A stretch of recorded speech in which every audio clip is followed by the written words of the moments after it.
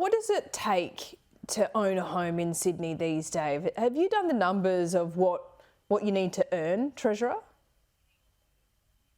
Yeah, I mean, again, a median sort of property price in New South Wales would see you needing somewhere between about $180,000 to $200,000 as a sort of borrowing income, if that's what you wanted to buy the typical house.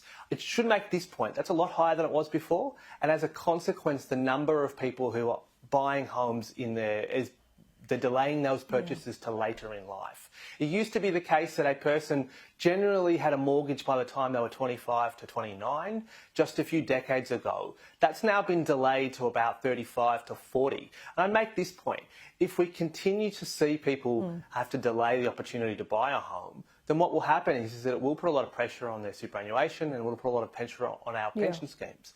The fact that people are buying homes a lot later in life has consequences. It's been declining by about 4% per decade over the last 4 decades. We can interrupt that trend. We can make better choices today so our kids and our grandkids do have the access to the housing market that, again, my generation and generations above have taken for granted. So $180,000 you need to be earning to be able to afford the median house in New South Wales. And your mates in Canberra have just told those people that they're rich and they're not getting as big a tax cut. What do you think about that? Well, I make this point. Most people who are perhaps entering the property market are doing so as 2 people, not necessarily 1. But I'd also make this point that the fact is we need to be building more homes. And that is a part of the reasons why this government, as a new government, has been making such a big case for why we need to add a bit more to New South Wales' housing stock. I'd make this point. Property prices would be about 1% lower today had we simply added 1 story above every building we built in the last 5 years. Right. How many homes have you built since you've come to power? Yeah, I mean, again, the numbers are slightly up, but they're nowhere near what we'd like to see. Last year, we had about 48,000 completions.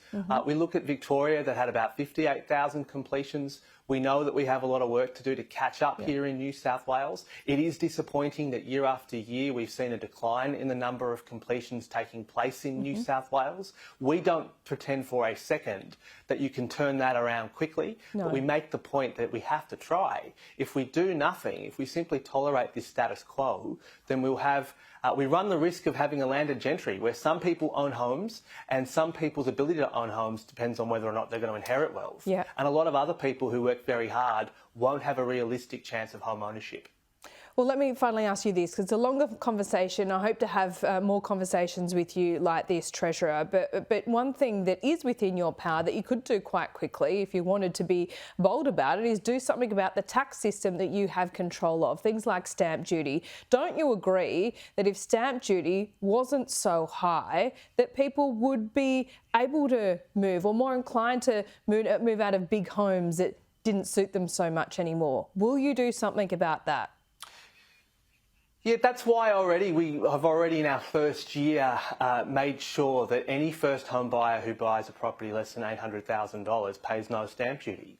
That covers the overwhelming majority of first home buyers. Yeah, that's first home buyers, but I'm talking about the whole system. To them. I mean, if you're just talking about first home buyers, you skew the market. Will you do something more bold?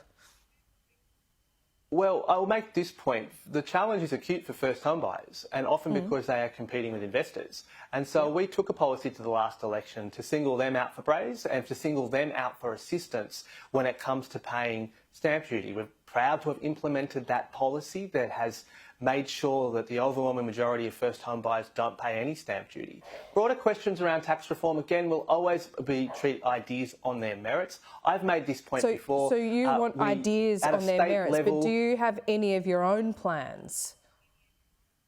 Well, again, Laura, we have already implemented the policy that we took to the election. We are seeing its effects right now. The fact that a lot of people who have bought their first home aren't paying stamp duty in New South Wales. That's made a difference. It's especially good for regional New South Wales, where a lot of first home buyers won't ever have to worry about paying that stamp duty. So we took that policy to the election. We had a good debate with the other side of politics.